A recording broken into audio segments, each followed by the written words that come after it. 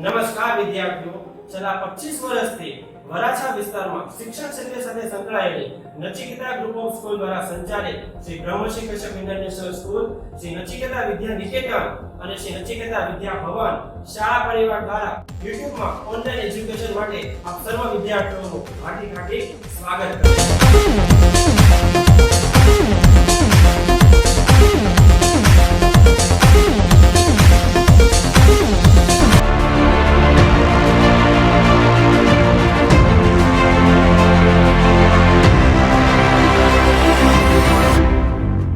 નમસ્કાર વિદ્યાર્થીઓ, આજે આપણે ધોરણ 7 ચેપ્ટર 1 નું સ્વાધ્યાય 1.4 જે ચેપ્ટરનો છેલ્લો સ્વાધ્યાય છે એ આપણે આજે જોઈશું. હવે શરૂ કરીએ આપણે ચેપ્ટર નંબર 1 નું સ્વાધ્યાય 1.4. જો વિદ્યાર્થીઓ, પ્રશ્ન 3 છે ખાલી જગ્યા પૂરો. હવે ખાલી જગ્યા a થી માંડીને h સુધી છે અને એકદમ ઈઝી ખાલી જગ્યા છે બધી. જો પહેલી ખાલી જગ્યા શું છે કે 369 ભાગ્યા 369 મતલબ અહીંયા બરાબર 369 જવાબ લખવાનો છે. તો અહીંયા હું કઈ સંખ્યા લખું કે જવાબ 369 આવે? તો કોઈ પણ ના છેદમાં 1 હોય તો ઉપર જે સંખ્યા હોય એ જવાબ જ આવે. એટલે શું આવશે? 1 આવશે. શું આવશે? 1. 369 ભાગ્યા 1 કરો તો શું આવે જવાબ? 369. હવે જો -75 ભાગ્યા બરાબર -1. તો અહીંયા કઈ સંખ્યા લખું કે -75 નો ભાગાકાર અહીંયા સંખ્યા સાથે કરું અને જવાબ -1 આવે. તો શું કરવું પડશે? 75 લખવા પડશે. જો 75 ભાગ્યા 75 1 વધે અને માઈનસ પ્લસ માઈનસ તો માઈનસ થઈ ગયો. હવે ચલો સી -206 ભાગ્યા આવી કઈ સંખ્યા લખું કે જવાબ 1 આવી જાય. તો અન્ય સંખ્યાઓ અહીંયા લખી દો, બધું ઉડી જાય તો જવાબ શું આવે? 1 આવે. તો જવાબ કેટલો આવશે? -206. તો -206 ભાગ્યા -206 જવાબ કેટલો આવશે? 1. તો -87 ભાગ્યા ખાલી જગ્યા બરાબર 87. તો -87 છે અહીંયા કઈ સંખ્યા લખું જવાબ 87 આવશે. જો આના જેમ જ છે તો શું લખવું પડશે? -1 લખવો પડશે. કેમ? તો માઈનસ માઈનસ પ્લસ 87 ભાગ્યા 1 બરાબર 87. હવે e માં શું? ખાલી જગ્યા ભાગ્યા 1 બરાબર -87. અહીંયા હું કઈ સંખ્યા લખું કે જવાબ -87 આવે? 1 વડે ભાગાકાર કરીએ તો શું આવશે? 87. હવે 87 ભાગ્યા 1 કરો તો -87 થાય? નો થાય. તો શું કરવું પડશે? -87 લખવા પડે. કેમ? તો -87 ભાગ્યા 1 બરાબર -87 એટલે કે માઈનસ પ્લસ માઈનસ. હવે f માં જો અહીંયા 48 છે, અહીંયા કેટલા છે? -1. અહીંયા કઈ સંખ્યા લખું કે -1 જવાબ આવે? તો -48 લખવા પડે. સવાલમાં જવાબ છુપાયેલો છે 48 ભાગ્યા 48 માઈનસ પ્લસ માઈનસ. બરાબર. હવે 20 ભાગ્યા કેટલા કરું તો -2 આવે. હવે 20 ભાગ્યા 10 કરવા પડે. કેટલા કરવા પડે? 10. પણ જો 20 ભાગ્યા 10 કરો જવાબ તો પ્લસ આવે પણ અહીં શું છે? માઈનસ. તો શું લખવા પડે? માઈનસ લખવા પડે.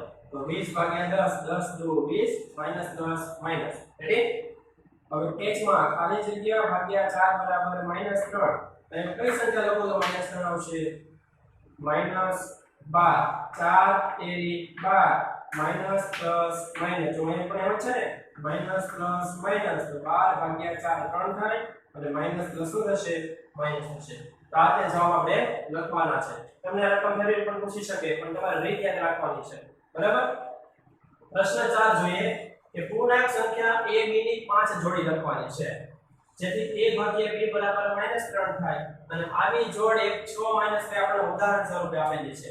તો આપણે આ જોડનો ઉપયોગ કરવાનો નથી. બીજી 5 જોડ લખવાની કે આવી જોડ થવી જોઈએ. તો જો અહીંયા 6 ભાગ્યા 2 બરાબર -3 તો માઈનસ પ્લસ માઈનસ આવે એટલે આપણે 5 જોડ અલગ અલગ લખવાની છે. તો લખીએ નંબર 1. એવી જોડ લખવાની કે ભાગાકાર કરતા 3 જવાબ આવવું જોઈએ. તો સૌથી પહેલા આપણે લખીએ 3 ના ઘડિયામાં. બરાબર છે. 3 ના ઘડિયામાં 6 આવે કે 6 ના ઘડિયામાં 3 આવે? આપણે 3 ના ઘડિયામાં 6 આવે? નો આવે. કેમ? કારણ કે જો 3 ભાગ્યા 9 કરો તો 1 ના છેદમાં 3 થાય. પહેલા મોટી સંખ્યા રાખવી પડશે પછી કઈ સંખ્યા રાખવી પડશે? નાની સંખ્યા. તો સૌથી પહેલા આપણે લખીએ 9 ભાગ્યા 3. જો 9 ભાગ્યા 3 કરો જવાબ કેટલો આવશે? 3 આવશે. એવું નહીં કે 2 લખો 3 માં લખી જવાબ કેટલો આવવો છે 3 હવે 9/3 છે તો જવાબ તો -3 આવવો જોઈએ ને તો કોઈ પણ એને શું આપણે આપી દઈએ માઈનસ આપી દઈએ તો જો એક જોડી બની ગઈ તો જવાબ શું આવશે -3 હવે આપણે સેકન્ડ સ્ટેપમાં શું કરીએ અહીંયા 9 છે 9 નો 9 જ લખીએ અહીંયા ભાગ્યા 3 બરાબર 3 થાય આપણે શું કરીએ જેમ આને માઈનસ આપ્યો તો એમ હવે આપણે આને માઈનસ આપી દઈએ તો બીજી જોડી પણ બની જાય ને જો 9/3 બરાબર 3 માઈનસ પ્લસ માઈનસ તો જવાબ કેટલો આવ્યો -3 હવે બીજી જોડી લઈએ 15/5 5 તેરી 15 થાય તો જવાબ કેટલો આવશે 3 પણ બરાબર એટલે શું આપી દઈએ માઈનસ આપી દઈએ બની ગઈ જોડી પ્લસ માઈનસ માઈનસ ત્રીજી જોડી હવે ચોથી જોડી જોઈએ શું કરીએ માઈનસ વાળી જગ્યાએ આપણે કોણ આપી દઈએ આને 15 ભાગ્યા -5 કેટલા આવશે -3 આવશે તો જો ચાર જોડી અને હજી એક જોડી કઈ બનશે વિચાર એટલે કઈ જોડી લખીએ તો જવાબ 3 થઈ જાય તો 27 ભાગ્યા આપણે કેટલા લખીએ 9 લખીએ 27 ભાગ્યા 9 9 તેરી 27 કોઈ પણ એકને આપણે આપી દઈએ માઈનસ જવાબ કેટલો આવશે -3 આ કોઈ પણ જોડી લખી શકો જરૂરી નથી કે આ જોડી લખી પણ જવાબ -3 આવવો જોઈએ કોઈ પણ એક સંખ્યા માઈનસ હોવી જોઈએ બે સંખ્યા માઈનસ હશે તો જવાબ પ્લસ થઈ જશે કોઈ પણ એક સંખ્યા માઈનસ રાખો જવાબ -3 જ આવશે પણ એ ત્રણ વડે ભાગાકાર શક્ય હોવો જોઈએ તો પ્રશ્ન 7 છેલ્લો દાખલો જોઈએ એક લિફ્ટ એલિવેટર 6 મીટર પ્રતિ મિનિટના દરે ખાણમાં ઉતરે છે જો તે જમીનથી 10 મીટર ઉપરથી નીચે ઉતરતી હોય તો -350 મીટર સુધી પહોંચતા તેને કેટલો સમય લાગશે તો એક લિફ્ટ છે એ જમીનમાં અંદર ખાણમાં ઉતરે છે કેટલી મિનિટથી પ્રતિ મિનિટના 6 મીટર 1 મિનિટમાં 6 મીટર અંતર કાપે છે બરાબર છે તો 10 મીટર ઉપરથી નીચે ઉતરતી હોય તો -350 મીટર અંતર ઉતરે અને કેટલો સમય લાગ્યો છે એવું કહે છે તો જો અહીંયા ઉત્તરમાં લખ્યું છે કે લિફ્ટ જમીનથી 10 મીટર ઉપરથી ક્યાં જમીનથી નીચે એટલે કે કઈ દિશામાં વિરુદ્ધ દિશામાં -350 મીટર જાય છે કારણ કે શું લખ્યું છે માઈનસ લખ્યું છે તો લિફ્ટ વડે કપાયેલું અંતર કેટલું સૌથી પહેલા જવાબ કેટલો હતો 10 મીટર અહીં શું આવશે 10 મીટર હવે શું કર્યું કુલ અંતર થશે ને 10 મીટર વત્તા 350 પણ કઈ દિશામાં છે વિરુદ્ધ દિશામાં વિરુદ્ધ કઈ નિશાની આવશે માઈનસ ઓલરેડી -350 નો છે તે અહીં શું આવશે 10 માઈનસ પ્લસ 350 બરાબર 360 મીટર તો લિફ્ટ વડે કપાયેલું અંતર કેટલું થશે 360 મીટર કેમ અહીંયા માઈનસ આવ્યો કારણ કે વિરુદ્ધ દિશા છે અને 350 માઈનસ ઓલરેડી આપણને અલગ છે હવે જો આગળ 6 મીટર અંતર કાપવા માટે લાગતો સમય હવે 6 મીટર અંતર કાપવા માટે લાગતો સમય 6 મીટર એટલે જો લખ્યું છે 6 મીટર પ્રતિ મિનિટ તો 1 મિનિટમાં કેટલો અંતર કાપે છે 6 મીટર તો 6 મીટર અંતર કાપવા માટે લાગતો સમય કેટલો થાય 1 મિનિટ થાય બરાબર તો હવે 1 મીટર અંતર કાપવા માટે લાગતો સમય કેટલો જો 6 મીટર 1 મિનિટમાં કાપે તો 1 મીટર કેટલા મિનિટમાં કાપશે આપણે લખીએ મીટર અને મિનિટ તો 6 મીટર કેટલી મિનિટમાં કાપે 1 મિનિટમાં 1 મીટર અંતર કાપવા માટે લાગતો સમય આ ગુણાકાર કરવો પડશે તો કેટલા આવશે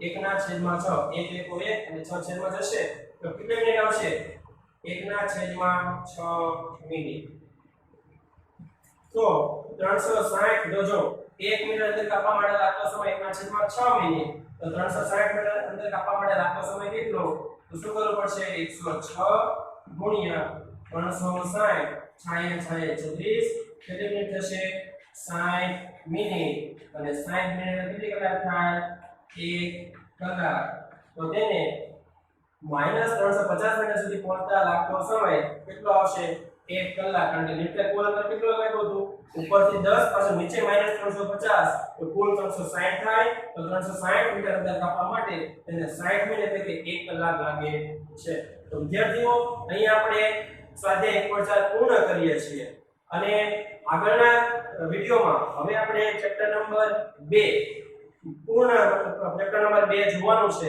અને આ ચેપ્ટર ખૂબ જ ઇમ્પોર્ટન્ટ છે તો સૌથી પહેલા તમે આ ચેપ્ટરની પૂરી તૈયારી કરી લેજો ત્યારબાદ આપણે ચેપ્ટર નંબર 2 ની પ્રાથમિક સમજ નેક્સ્ટ વિડિયોમાં બતાવીશું થેન્ક યુ